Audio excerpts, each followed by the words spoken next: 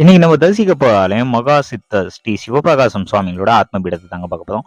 இது திருவள்ளுவர் ரோட்டுல பெட்ரோல் பங்குக்கு பக்கத்திலே இருக்குங்க. அதாவது திருவள்ளுவர் கோயிலுக்கு முன்னாடி இருக்க பெட்ரோல் பங்குக்கு எதிர்பார்த்தாங்க இந்த ஆத்மபீடம் அமைஞ்சிருக்கு.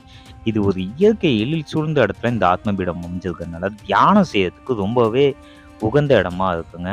எந்த ஒரு சத்தம், எந்த ஒரு இதுவுமே இல்லாம நம்மளோட இறை வழிபாட்டுக்கு உகந்த இடமா இருக்குங்க. அது மட்டும் இல்லாம நினைச்சதை நிறைவேற்றும் அப்படிங்கிற மாதிரி இங்க ஆத்மபீடத்துல வந்து வேண்டிட்டு போற ஒவ்வொருத்தருக்கும் அவங்களோட வேண்டுதல் நிறைவேறதுனால ஒவ்வொரு நாளும் பக்தர்களோட எண்ணிக்கை அதிகமாகிட்டே இருக்குங்க.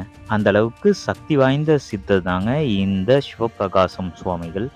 இவங்களோட ஆத்மா இங்கே தான் இருக்கு அப்படிங்கிறதுனால இந்த இடத்துல ரொம்ப சக்தி வாய்ந்த இடமா இருக்குங்க. அதுவும் இல்லாமல் இந்த ஆலயத்தில் பார்த்தீங்கன்னா ஒவ்வொரு ராசிகளும் இங்கே நின்று வேண்டுதல் வச்சுக்கிட்டா நடக்கும் அப்படிங்கிறதும் இந்த ஆலயத்தில் ஒரு இதாக நம்பிக்கையாக இருக்குங்க.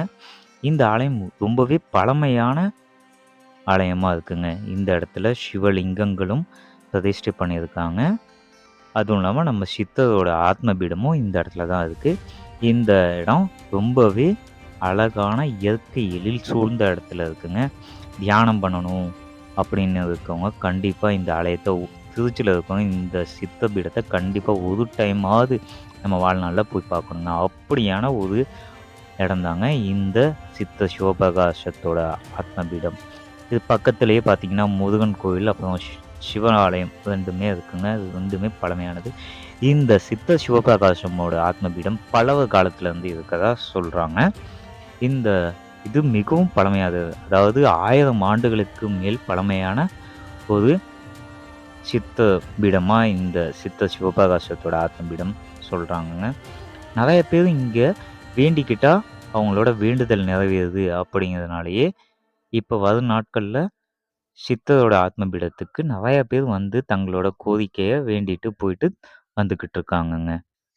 இதில் பார்த்தீங்கன்னு வச்சுக்கோங்களேன், 12 ராசிகளுக்கும் 12 கட்டங்கள் இருக்குங்க. அந்த இடத்துல தங்கள் ராசிக்கான இடத்துல நின்று வேண்டிக்கிட்டா நம்ம நினச்சது நடக்கும் அப்படிங்கிறது ஒரு ஐதீகங்க. இந்த இடத்துல சித்த ஆன்மா இருக்கதா சொல்கிறாங்க. இந்த இடத்துல தான் நம்ம சித்தர் இருக்காரு. இங்கே போயிட்டு வந்தீங்கனாலே கண்டிப்பாக உங்களுக்கே ஒரு சின்ன மாறுதல் தெரியும்.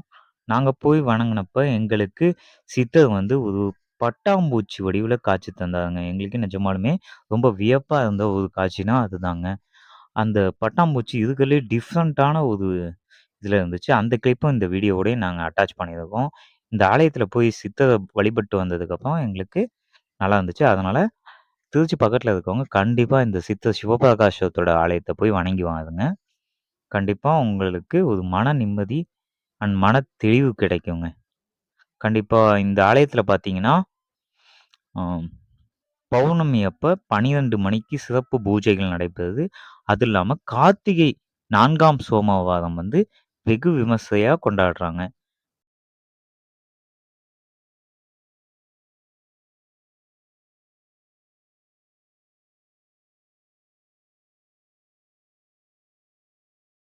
வட ஜெமுனாதர், அகிலாண்டேஸ்வரி, முருகன், விநாயகர், செந்தாமரைக்கரன் ஒரு கோயில் உள்ளது. அதன் அருகில் சித்தர் சிவபிரகாசாமி அவருக்கு மாதாந்திர பௌர்ணமி 12 மணி அளவில் பூஜை நடைபெறும். கார்த்திகை மாதம் 3ஆம் வாரம் சோமவாரம் நடைபெறும். அது விமர்சையாக நடைபெறும். ஒரு காலத்தில் தோன்றப்பட்டது. பல்லவர் மன்னர் கல்வெட்டில் இருக்குது. அதனுடைய அடிப்படையில் தான் அது செயல்படுது. இது அறநிலையத்துறையை சேர்ந்தது. எது இந்த வடஜெமுனாதர், அகிலாண்டேஸ்வரி, முருகனுக்கு தான். சித்தர் வந்து இது வந்து கிராம மக்கள் பொது வழிபட்டுக்கிட்டு இருக்காங்க. இது குறிப்பிட்ட காலமாக வழிபடுறாங்க. எங்களுக்கு தெரிஞ்ச உண்மை அது. சரிங்க.